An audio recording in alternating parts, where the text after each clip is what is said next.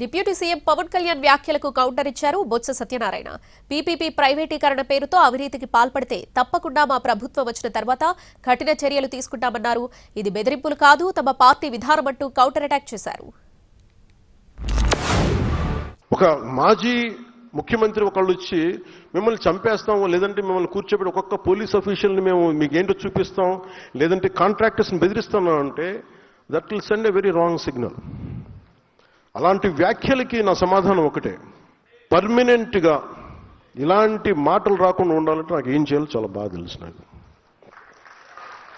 అంటే మీరు ఇంక బెదిరించడాలు మానేసేయాలి. వైసీపీ నాయకులకు మీరు బెదిరించడం మానేసేయండి. ఇంకా మీరు ప్రజాస్వామ్య వ్యవస్థలో ప్రజాస్వామ్య పార్లమెంటరీ భాషకి మీరు రండి. ఇంకా మీరు బెదిరించడం మానేయాలి. బెదిరింపు నాకు అర్థం అవట్లేదు. ఉప ముఖ్యమంత్రి గారు ఎప్పుడో నిన్న మొన్న మాట్లాడుతున్నప్పుడు ఆయన ఇవాళ ప్రధానంగా ఏబిఎన్ పేపర్లో చూస్తే పెద్ద హెడ్డింగ్ మళ్ళీ